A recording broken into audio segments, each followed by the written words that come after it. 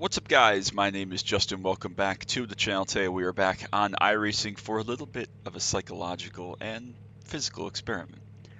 Now, my home track as far as road courses go is Road America. I'm very fortunate and very blessed to have a world-class racing facility so close to my home.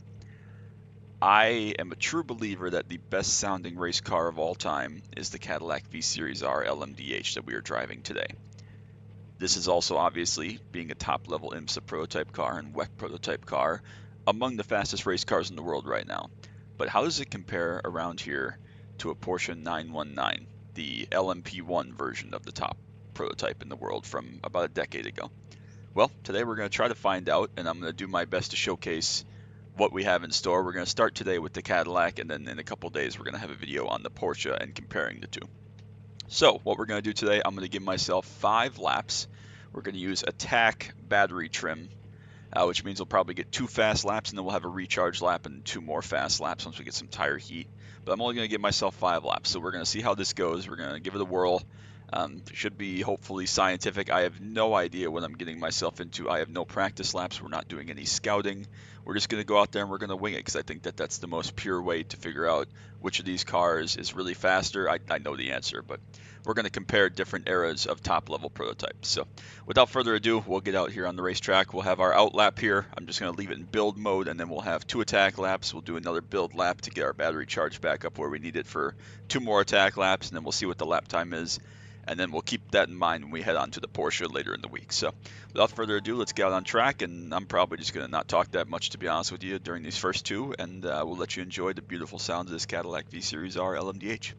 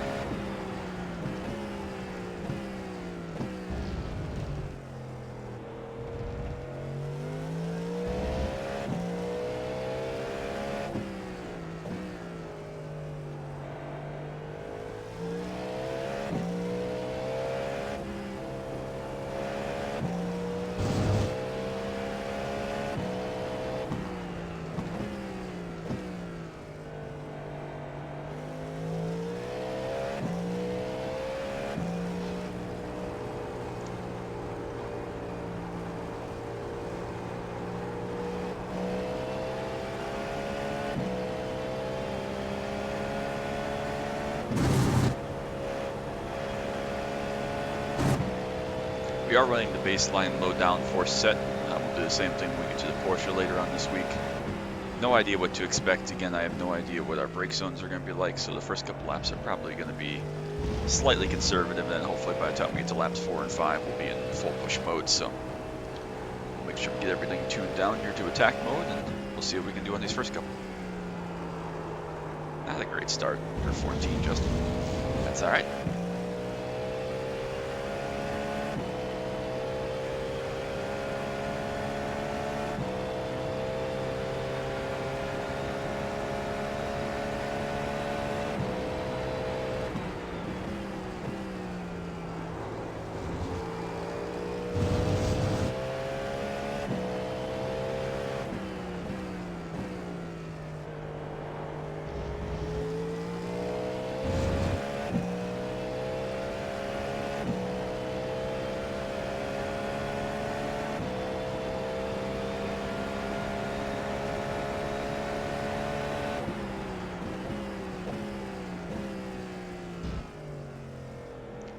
Definitely been deeper into 5 there.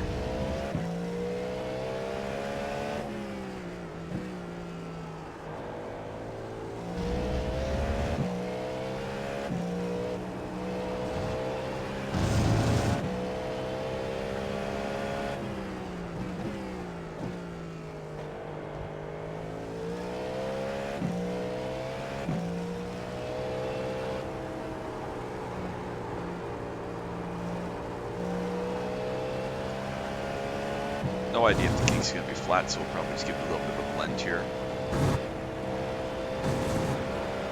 Probably not flat, but we could be close.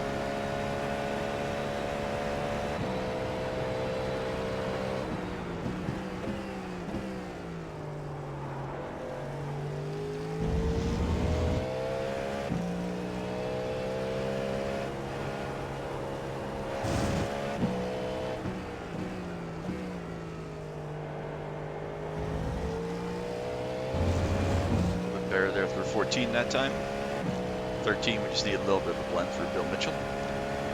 See what our first lap time is here. It's a decent lap, 52.96, which is not fast, but it's a good baseline.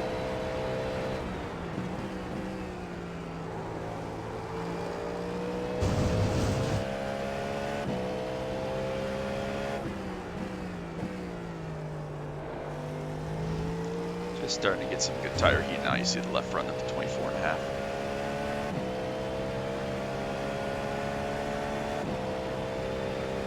It does take a while to get rear tire heat, especially at a track like this. 350 was a little bit better for a brake zone there. For 5, still a little bit deep, but made it. Braked a little bit earlier for 6 there, Corvette corner. Try to get the power down a little bit earlier. Slight blend for 7, hurry downs for 8.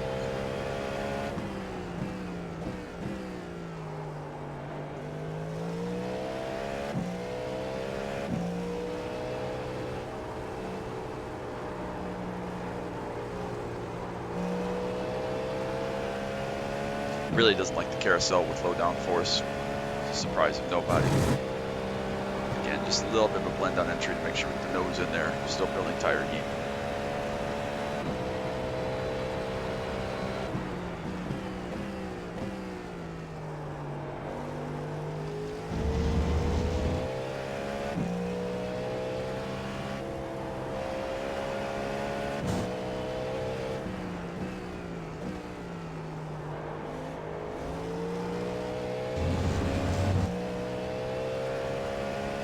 Looks like it should be a little faster this time.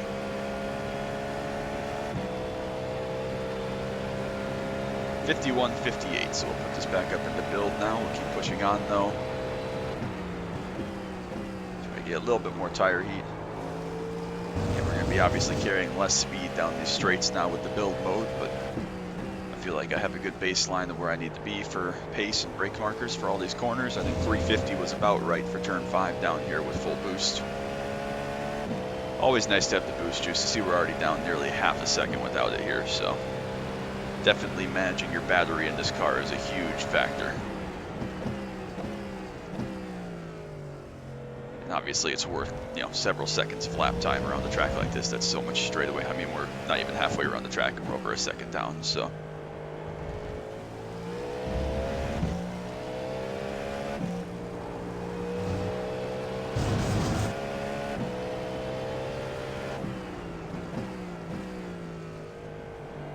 Try and lengthen these brake zones a little bit, try to build as much battery as we can. In both these eras of cars, you actually use longer brake zones to try to carry brake pressure to rebuild the hybrid charge. So even though you can go much faster, you really don't. Purely for lap time, because the battery is worth so much as far as getting the thing to propel down the straights. So, all right, we're coming up to the end of our kind of third intermediate lap here.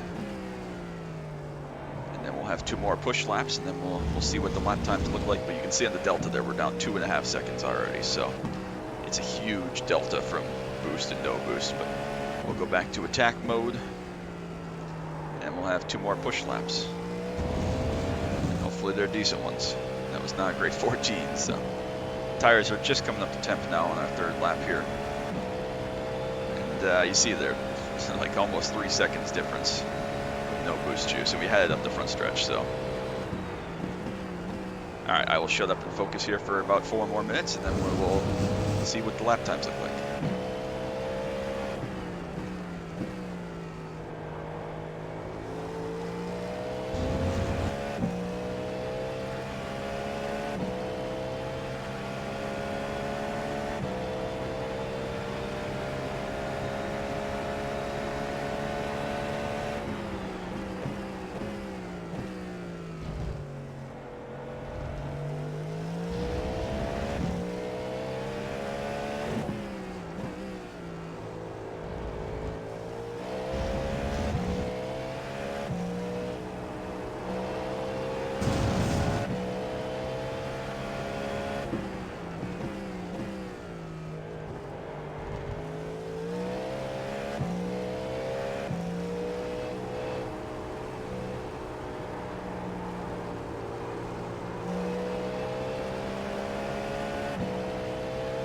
Alright, we'll try taking the king flat. If we die, we die.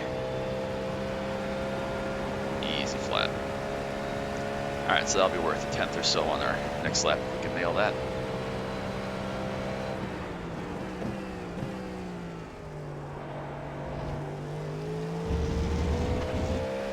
Not quite as good as that second lap so far here, a couple tenths down.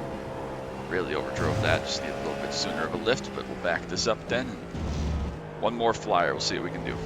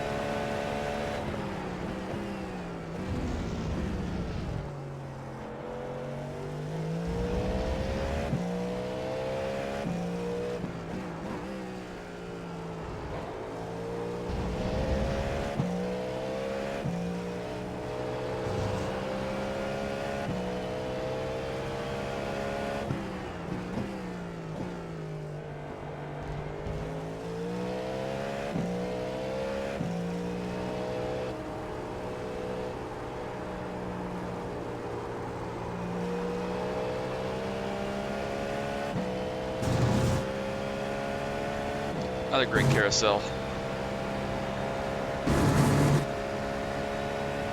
But we're thereabouts the same, so we need to nail these last couple corners here.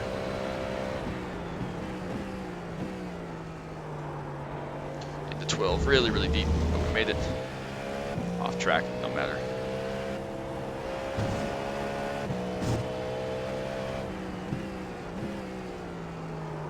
Ah, just slid the nose ever so slightly. Gonna be down a little bit, but I think that there's another couple tenths in there for this. I think that I blew that, so. But 5 laps is 5 laps. It was almost the exact same lap either way. But I think that a low 51 is in there somewhere. But our time that we're gonna go with 51:58. Pretty happy with that again. No prior laps will keep it the same. I'm not gonna run any laps for the Porsche video either, so. Yeah, I enjoyed that. It's a fun car. I need to get back running some more IMSA in this LMDH. I really love the car. Not the best at by any means, and it's definitely a tricky thing to manage and have a nice smooth race. And there's a lot of things that can go wrong in a car this fast, especially when we're dealing with GT traffic and LMP2 traffic at times. So definitely a fun car. There's a lot that goes into it, but I do enjoy driving it a lot, and definitely need to get back into it. So time we're going to go with here, we'll just make the weather for simplicity's sake. It is noon. 78, I just put default weather on, left it stacked, nothing crazy. So 127 TT. We did run just normal low downforce settings, so nothing changed there. And the lap time we're going to go with is 51:58. So in a couple days, we'll have a video on the Porsche half of this, and that'll be our comparison. We'll see how much faster, if any. I guess I shouldn't say that. We'll see how much faster the Porsche can go around here in the LMP1 class, and we'll put that up as a direct comparison to this car. So appreciate you all as always. Make sure you drop that like, sub down below if you're new. Don't want you to miss any of the action from anything I do in iRacing or anything else, track day content, etc. So we will take that, we'll carry it forward, and we'll see what comes next. But that's going to be it. Till next time, as always. Bye.